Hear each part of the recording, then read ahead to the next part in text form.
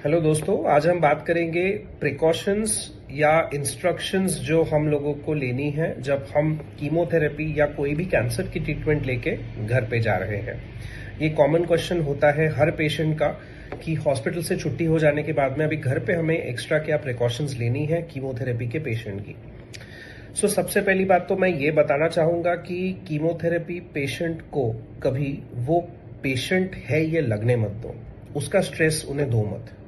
उनको नॉर्मली उनके साथ में बिहेवियर करो, जैसे आप घर पे खा रहे हैं, बातचीत कर रहे हैं, उठ बैठ रहे हैं, बाहर जा रहे हैं, वो सारी एक्टिविटीज आप नॉर्मल रखिए। उनके फ्रेंड्स जो उनको मिल रहे हैं उनको मिलने दीजिए। बट ये सारी जो चीजें हैं वो at the back of the patient pinch of salt के साथ में हमें उसको थोड़ा सा मॉडिफाई करना है, चेंज करना है। फॉर एग्जाम्पल, सबसे पहली बात, हम रात को सोते हैं तो स्लीप के बारे में बात करेंगे। स्लीप ये हमेशा कोई भी पेशेंट की जो कैंसर की ट्रीटमेंट ले रहे हैं उनकी 8 से 9 घंटे की होनी चाहिए रात की। अगर वो दोपहर में नैप लेना चाहे तो 2 से ढाई घंटे का नैप डेफिनेटली जरूर ले सकते हैं। अगर इतनी उनकी स्लीप की रिक्वायरमेंट पूरी नहीं हो रही है तो आप आपके ऑन्कोलॉजिस्ट से, डॉक्टर से बात कर सकते हैं, कुछ मेडिसिन ऐड कर सकते हैं जिससे उनकी स्लीप थोड़ी सी और बेहतर हो जाएगी या उनको नींद आने में तकलीफ नहीं होगी। अब हम सोते जैसे है तो आप जैसी कंफर्टेबल आपकी पोजीशन है वैसे सो सकते हैं, बट जो एक रेकमेंडेड स्लीपिंग पोजीशंस होती है वो होती है स्ट्रेट लाइंग, ऊपर देखते हुए, दोनों भी साइड पे नहीं, ऊपर देखते हुए सोना है। और तकिया जो होता है वो जितना छोटा हो सके उतना छोटा लेना है, क्योंकि उसके वजह से स्पाइन की प्रॉब्लम्स, बैक की प्रॉब्लम्स और नेक की प्रॉब्लम्स नहीं आती है। कभी कभी ये प्रॉब्लम्स स्लीपिंग पोजीशन की वजह से बहुत ज्यादा आती है और हमें लगता है कि ये कैंसर की मेडिसिन की वजह से या कैंसर की वजह से आ रही है, तो ऐसा नहीं है। तो स्लीपिंग पोजीशंस में आप अगर चेंज करते हैं तो definitely back pain, neck pain भी काफी लोगों में कम होता दिखाई देता है। फॉर एग्जाम्पल, आप टीवी देख रहे हैं, चेयर पे बैठे हैं, फिर भी हम आड़े टेढ़े पोजीशंस में काफी टाइम बैठे रहते हैं, स्पाइन को सपोर्ट नहीं मिलता है। तो मेक श्योर आप एक तकिया स्पाइन पे रख रहे हैं पीछे की साइड से, सो दैट आपका स्पाइन सपोर्टेड है तो आपको ये पेन नहीं होगा। नेक्स्ट बात करेंगे अभी मॉर्निंग रूटीन कैसा होना चाहिए। तो ऑफ कोर्स अगर आप वर्क वगैरह कुछ कर रहे हैं, आप ऑफिस में जा रहे हैं, तो आपका जैसा रूटीन है वैसे कंटिन्यू करिए। बट 70% पेशेंट्स ऐसे होते हैं जो थोड़े एल्डरली होते हैं, रिटायर्ड लोग रहते हैं या घर पे बैठने वाले लोग रहते हैं, तो उनके केस में मैं हमेशा बोलता हूं कि एक 8 साढ़े 8 के टाइम पे आप उठिए और थोड़ा सा मॉर्निंग वॉक करने के लिए जाइए ब्रेकफास्ट होने के बाद में। ब्रेकफास्ट करने से पहले मॉर्निंग वॉक कृपया ना कीजिएगा, बिकॉज इनमें वीकनेस और फटीग बहुत ज्यादा रहता है कैंसर के पेशेंट्स में, तो इनको चक्कर आके गिरना, बीपी ड्रॉप होना, ये प्रॉब्लम्स काफी होती है। तो आप अगर घूमने जाते हो, मास्क पहन के जाना है, एक छोटी सी सैनिटाइजर की बोतल हमेशा अपने जेब में साथ में रखनी है। कोई सेकेंड अगर करता है, कोई बहुत पास आके बात करता है, कोई मुंह पे छींक देता है या कोई बहुत ज्यादा बॉडी के कांटेक्ट में आता है, तो वैसे टाइम पे तुरंत अपनी स्टेरिलाइजर की बोतल निकाल के हाथ, पैर, मुंह पूरा ऊपर से धो देना है। मास्क हमेशा पहनना है, अगर आप बाहर जाते हैं तो मास्क पहन के रखिए, वो बहुत अच्छी आदत है। बाथरूम में स्लिपरी टाइल्स होना बहुत बड़ा रिस्क फैक्टर होता है स्लीपिंग का और हेड इंजरीज रिलेटेड डेथ का, तो ये प्लीज अवॉइड करना है आपको। दूसरी बात जो बाथरूम में आपको ध्यान रखना है, प्लीज शावर का इस्तेमाल ना करिए। ऊपर खड़े होके शावर करना है, स्पेशली गर्म पानी से, इसके वजह से भी बीपी काफी ज्यादा ड्रॉप होता है, जिसकी वजह से चक्कर आके इंसान गिर सकता है। आप स्टूल या टेबल पे बैठ के वहां पे या चेयर पे बैठ के प्लीज नहाइए। Use a tub and mug for bath and don't use shower, at least जब आपका ट्रीटमेंट चल रहा है कैंसर का। नेक्स्ट इंपॉर्टेंट चीज़ है खाना पीना। ऑफ कोर्स खाना पीना एक बहुत इंपॉर्टेंट चीज़ है, स्पेशली हम इंडियंस के लिए। खाने पीने में ज़्यादातर के कोई रिस्ट्रिक्शंस इसमें नहीं होते हैं। काफ़ी हॉस्पिटल्स में या डॉक्टर्स ये बोलते हैं ये मत खाओ, वो मत खाओ, बट मैं इसके बिल्कुल खिलाफ हूँ। ऐसी चीज़ें हमें प्रिकॉशंस क्या लेना है बेसिकली कि कोई प्रकार का इन्फेक्शन बॉडी में ना जाए। अब लोग बोलते हैं पतले छिलके के फ्रूट्स मत खाओ, मोटे छिलके के फ्रूट्स खाओ। क्यों बोलते हैं? क्योंकि पतले छिलके के फ्रूट्स में इन्फेक्शन अली फ्रूट में जाके बैठने की बहुत ज्यादा चांसेस होते हैं, तो ऐसे सिचुएशंस नहीं होने चाहिए। मोटे छिलके के फ्रूट्स आप डेफिनेटली खा सकते हैं, बट पतले छिलके के फ्रूट्स भी आप खा सकते हैं अगर उनको आप अच्छे से वेंडर के पास से सिलेक्ट करके खुद लाते हैं या आपके बेटे या कोई लाता है, देख के लाता है कि उसमें कोई प्रकार का इन्फेक्शन, काला पड़ा हुआ, सड़ा हुआ फ्रूट का पार्ट ना हो। हमेशा आप फ्रूट या सब्जी जो भी बाहर से लाते हैं उसको 1 घंटे के लिए नमक के पानी में भिगो के रखना है, गुनगुने पानी में या गर्म पानी में आप उसको 1 घंटे तक भिगो के रखो, ताकि कोई भी गंदगी, इन्फेक्शन, सड़ावट उसमें अगर है तो वो पूरी निकल जाती है। इस प्रकार से आप जो भी चाहे वो सब खा सकते हैं।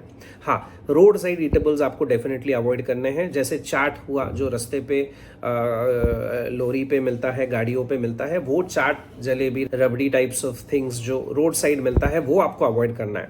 आप अगर किसी अच्छे रेस्टोरेंट में जाके खा रहे हैं या किसी पहचान के रेस्टोरेंट या जगह से खा रहे हैं जहाँ से आपको पता है कि इनका किचन काफ़ी हाइजीनिक है, तो कोई प्रॉब्लम नहीं, आप जो चाहे वो खा सकते हैं। प्रोटीन्स आपको बहुत हाई रखनी है थ्रू आउट द ट्रीटमेंट में।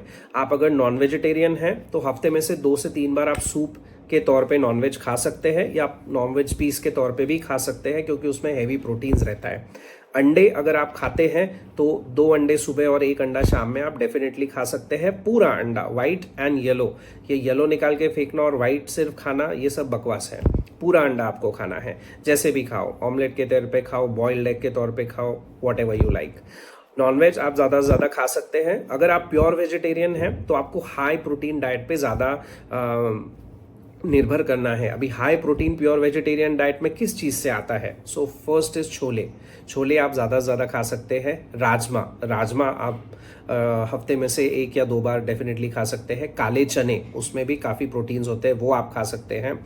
मशरूम्स अगर आप खाते हैं उसमें भी बहुत हेवी प्रोटीन्स होते हैं, वो भी आप खा सकते हैं। सोयाबीन के बॉल्स, सोयाबीन चाप, सोयाबीन का जो सीड्स होते हैं वो आप खा सकते हैं। सोयाबीन ऑयल का यूज़ आप आपके डाइट में कर सकते हैं। पनीर, ज़्यादा से ज़्यादा पनीर आप खा सकते हैं। टोफू भी आप खा सकते हैं, जो सोयाबीन की मिल्क से बनता है, पनीर जैसा ही होता है, उसमें बहुत हाई प्रोटीन्स रहते हैं, तो वो भी आप खा सकते हैं। अब पनीर हमेशा सब्जी के तौर पे खाना ही नेसेसरी नहीं है, आप बस उसको उबाल के थोड़ा सा चाट मसाला डाल के भी उसको रोज़ एक 50 ग्राम पनीर भी अगर आप खा लेते हैं तो काफ़ी प्रोटीन्स बॉडी को मिलते हैं।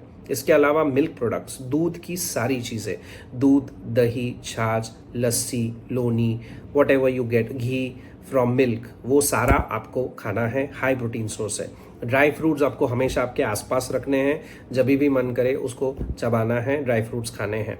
अभी टेस्टलेसनेस या मेटेलिक टेस्ट बहुत आती है जब आप कैंसर की ट्रीटमेंट से गुजर रहे हैं, तो ऐसे सिचुएशंस पे खट्टी चीज़ों पे ज़्यादा निर्भर करें। जैसे अचार हो गया, अचार अगर आप आपकी डाइट में इंक्लूड करते हैं, खाते हैं रोटी सब्जी के साथ में, तो आपकी टेस्ट जो मुंह की है वो डेफिनेटली इंप्रूव हो जाएगी, जिससे आपको ज़्यादा खाने का मन करेगा। पापड़ जैसी चीज़ें या आइसक्रीम जैसी चीज़ें अगर आप डायबिटिक ना हो तो, या आजकल शुगर फ्री आइसक्रीम्स भी मिलती है अमूल की, तो वो भी आप खा सकते हैं, जिससे आपका टेस्ट इंप्रूव हो जाएगा। ये आपको खाने के पहले खाना है, ताकि आपको एक गुड एनवायरनमेंट मुंह में बने, ताकि एक टेस्ट आपके मुंह में अच्छी सी बने, जिसके वजह से आप और खाना खा सकेंगे। इसके अलावा कुछ सिरप्स और टैबलेट्स भी मिलते हैं, जिससे आपकी डाइट इम्प्रूव होने की आशंका होती है, जिसको मिजेस्ट्रॉल एसिटेट हम बोलते हैं। हम रूटीन तौर पे हमारे कई पेशेंट्स को देते हैं। ब्रेस्ट कैंसर में इसको नहीं दिया जाता है, बट बाकी सारे कैंसर्स में हम इसको ज़रूर दे सकते हैं।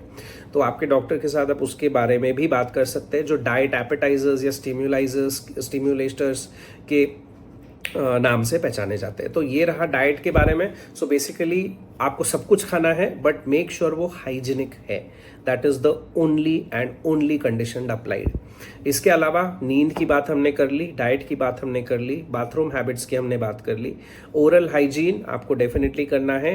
ओनली ब्रशिंग से काम नहीं होता है, आपको टीथ ब्रश करने के बाद में क्लोरेक्सिडीन माउथ वॉश भी यूज़ करना है, और इसको खाना खाने के पहले और बाद में भी अगर यूज़ करें तो बहुत ही ज़्यादा बेहतर है। लोगों का घर में आना थोड़ा सा रिस्ट्रिक्ट करना है। हमें पता है बहुत लोग अपने घर पे आता है, चाचा, मौसी, बुआ, ये वो, बट एट अ टाइम घर में 3 लोगों से ज़्यादा लोग मत लीजिए प्लीज़, क्योंकि उनकी इन्फेक्शंस आपको होने की बहुत ज़्यादा डर रहता है। उनकी इम्यूनिटी तो अच्छी है, बट कैंसर और उसकी ट्रीटमेंट की वजह से आपकी इम्यूनिटी बहुत कम है, और उसके वजह से किसी भी नॉर्मल इंसान का इन्फेक्शन आप में ट्रांसफ़र फटाक से हो जाता है। तो अगर आप ऐसे लोगों के साथ बैठे हैं जो थोड़े से सिक है, वायरल है, कफ है, जो भी है, उनके साथ अगर आप बैठे तो कृपया मास्क पहन के बैठे, और सैनिटाइज़र की बोतल अपने हमेशा साथ रखें। और ये तो बहुत ही बेहतर होगा कि आप ज़्यादा करके कॉन्वर्जेशन उनके साथ फ़ोन या वीडियो कॉल पे करें, और घर पे उनको ज़्यादा करके ना बुलाएं। यही सेम लागू होता है अगर आप बाहर किसी के घर पे या किसी फंक्शन में जाते हैं, तो अपना अपना मास्क हमेशा लगा के चलना है। और एक्टिविटीज़ मैं कभी रिस्ट्रिक्ट करने की किसी को सलाह नहीं देता हूँ, क्योंकि एज इट इज़ इस बीमारी का, इस ट्रीटमेंट का इफेक्ट अपने सिर पे बहुत ज़्यादा रहता है, और उसमें अगर हम उनकी एक्टिविटीज़ रिस्ट्रिक्ट कर देंगे तो डिप्रेशन, एंजाइटी जैसी चीज़ें बहुत आनी लग जाती है। तो इसके वजह से एक्टिविटीज़ कृपया रिस्ट्रिक्ट ना करें, बट वो एक्टिविटीज़ को मॉडिफाई करें। फॉर एग्जाम्पल, मास्क पहन के बाहर जाना, स्टेरिलाइजर की बोतल लेके बाहर जाना, खाना खाने के बाद बाहर घूमने के लिए जाना, शूज़ पहन के बाहर जाना, मॉइस्चराइज़र का हमेशा इस्तेमाल करना हाथों और पैरों और फेस पे भी, जिसकी वजह से स्किन रिलेटेड प्रॉब्लम्स आपको ना आए। तो ये सारी प्रिकॉशंस है जो आपको बेसिकली घर पे लेनी है कि कोई अगर कैंसर का कोई पेशेंट आपके घर पे है तो। इसके अलावा ऐसे कुछ खास चीज़ें नहीं होती है जिसका ध्यान आपको बहुत ज़्यादा रखने की ज़रूरत है। मेक श्योर आपको कैंसर पेशेंट्स के अलावा आपके फैमिली में उनके अराउंड एक फ्रेंडली एनवायरनमेंट क्रिएट करना है, ना कि उनको डिप्रेशन में डालना है। तो कृपया करके उन पे रिस्ट्रिक्शंस ना डालें, ये ना करो, वो ना करो, ये मत खाओ, वो मत खाओ, ऐसा मत करिए। उनको जो चाहिए वो करने दीजिए, बट उसको थोड़ा सा मॉडिफाई करके कीजिए, जिससे उनको कोई प्रकार का इन्फेक्शन या ट्रीटमेंट में रिस्ट्रिक्शन या ऐसा कुछ ना हो। धन्यवाद। और भी किसी चीज़ पे अगर आप चाहते हैं कि आपको और इन्फॉर्मेशन चाहिए, वीडियोस आप चाहते हैं उस पर, तो कृपया आप कमेंट में उसे डाल सकते हैं। मैं डेफिनेटली कोशिश करूँगा उन सब टॉपिक्स को कवर करने की। नमस्कार।